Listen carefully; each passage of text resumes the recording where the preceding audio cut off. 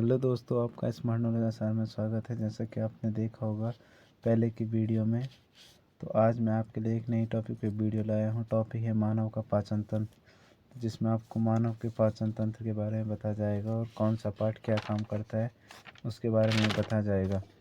तो अभी तक आपने चैनल को सब्सक्राइब नहीं किया तो चैनल को सब्सक्राइब कीजिए, लाइक कीजिए, शेयर कीजिए।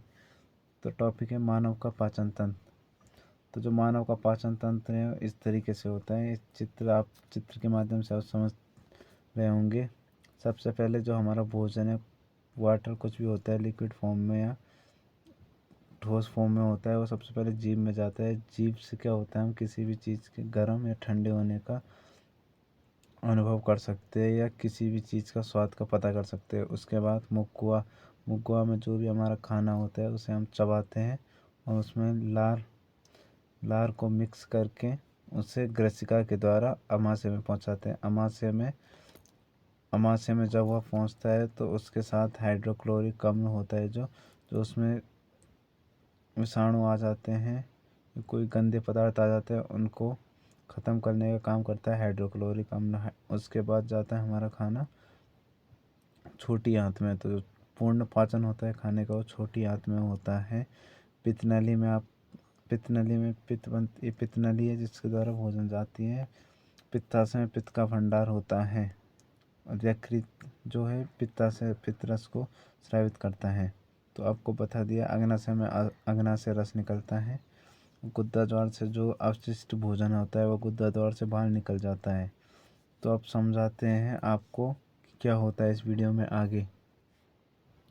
तो अब स्टार्ट करते हैं मनुष्य में भोजन का पाचन। तो मनुष्य में भोजन का पाचन कैसे होता है ये बताएंगे। तो भोज्य पदार्थों का पाचन दो प्रकार से होता है, पहला यांत्रिक, दूसरा रासायनिक। तो यांत्रिक पाचन में क्या होता है, यांत्रिक पाचन मुक्कुआ में भोजन को चबाना, आमाशय में भोजन को लुगदी बनाना, आहार नाल की पेशियों के कर्माकुंचन गतियों आदि यांत्रिक पाचन या भौतिक पाचन कहलाता है। जो कर्माकुंचन गति द्वारा जो भोजन होता है वो हमारे आमाशय में पहुंचता है तो उसे यांत्रिक पाचन या भौतिक पाचन कहते हैं। दूसरा आता है रासायनिक पाचन। पाचक एंजाइम जटिल अघुलनशील भोज्य पदार्थों पर रासायनिक क्रिया करके उन्हें सरल घुलनशील इकाइयों में बदल देते हैं।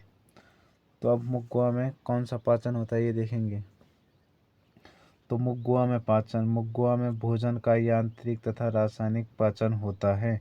यांत्रिक पाचन के कारण भोजन में लार मिल जाती है, जिससे भोजन को सुगमता से निगला जा सकता है। लार में उपस्थित जो एंजाइम होता है उसका नाम टाइलिन होता है। टाइलिन एंजाइम के कारण भोजन का लगभग 30% मंड माल्टोस में बदल जाता है। जो भोजन में 30% एंजाइम होता है मंड माल्टोस में बदल जाता है। लार में उपस्थित लाइसोजाइम भोजन में उपस्थित जीवाणुओं को नष्ट करता है। मांसाहारियों की लार में पाचक एंजाइम अनुपस्थित होते हैं। लार का पीएच मान लगभग 6.8 होता है। मंड प्लस जल टाइलिन पीएच 6.8 माल्टोस। तो ये जो मंड प्लस जल उसके बाद टाइलिन बनता है, पीएच 6.8 पे टूट के माल्टोस बन जाता है। अब देखेंगे हम अमाशय में भोजन का पाचन। भोजन ग्रसनाल से होकर अमाशय में पहुंचता है। अमाशय बड़ा व थैलेनुमा भाग होता है। इसमें भोजन एकत्र हो जाता है। अमाशय में पेशीय गति के कारण भोजन की लुगदी बन जाती है। अमाशय की भित्ति में उपस्थित जठर ग्रंथियां जठर रस का स्रावण करती है। जठर रस में 97 से 99% जल होता है। इसके अतिरिक्त स्लेश 0.2% से 0.5% हाइड्रोक्लोरिक अम्ल, पेप्सिन, जठर लाइपेज तथा रेनिन आदि एंजाइम होते हैं। वयस्क मनुष्यों में रेनिन का अभाव होता है। जठर रस अम्लीय होता है। इसका पीएच मान 1 से 3.5 तक होता है। उसके बाद जो अमाशय में हाइड्रोक्लोरिक अम्ल होता है उसका क्या काम होता है। तो हाइड्रोक्लोरिक अम्ल निष्क्रिय पेप्सिनोजन को सक्रिय पेप्सिन में बदलता है। भोजन में उपस्थित जीवाणुओं को मारता है। भोजन को सड़ने से रोकता है तथा पिघली हुई लघुत्तम अस्थियों को घोल देता है। अब पेप्सिन का कार्य क्या होता है? यह प्रोटीन को प्रोटियोजेस तथा पेप्टोन्स में बदलता है। तो protein pepsin PS2 proteoses plus peptones. दूसरा होता है जठर लाइपेज। तो आमाशय में वसाओं का पाचन बहुत कम होता है।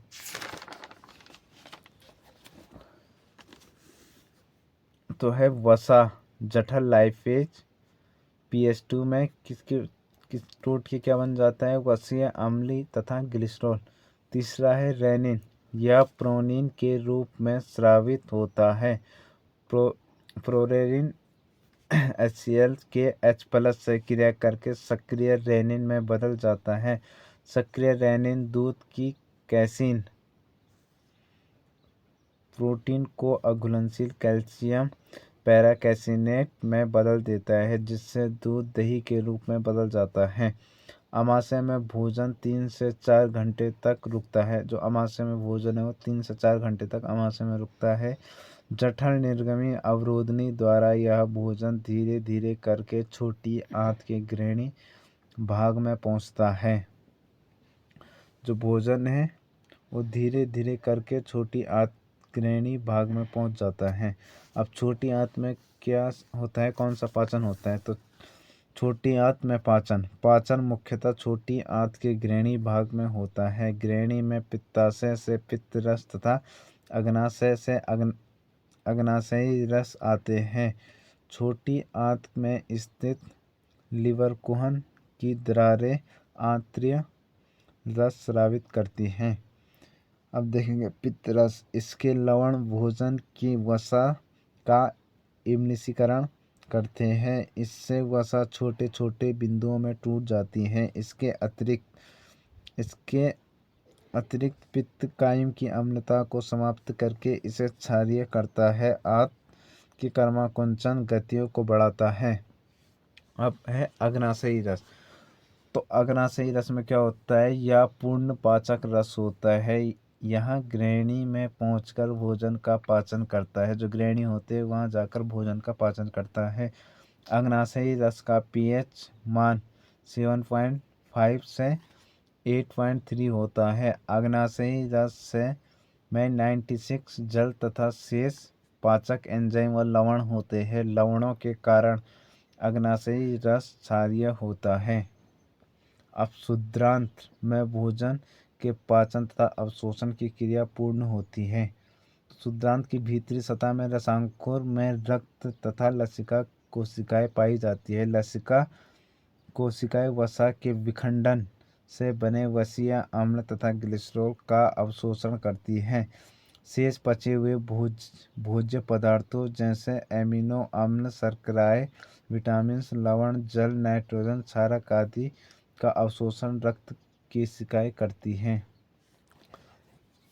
तो अब आपको पता चल गया होगा कि आपके लिए किस प्रकार से मानव का पाचन तंत्र इम्पोर्टेंट है। ये चित्र बना रखा है, तो आप चित्र से भी देख सकते हो। इसका चित्र भी आ सकता है और इसके जो पार्ट होते हैं, मानव जो पाचन के लिए इम्पोर्टेंट पार्ट होते हैं, उसके बारे में लिखने के लिए भी आ सकता है। ये 4 नंबर का क्वेश्चन आपके बोर्ड एग्जाम में देखने को मिल सकता है। तो अभी तक आपने चैनल को सब्सक्राइब नहीं किया तो चैनल को सब्सक्राइब कीजिए और आपको इसी तरह की वीडियो मिलती रहेगी।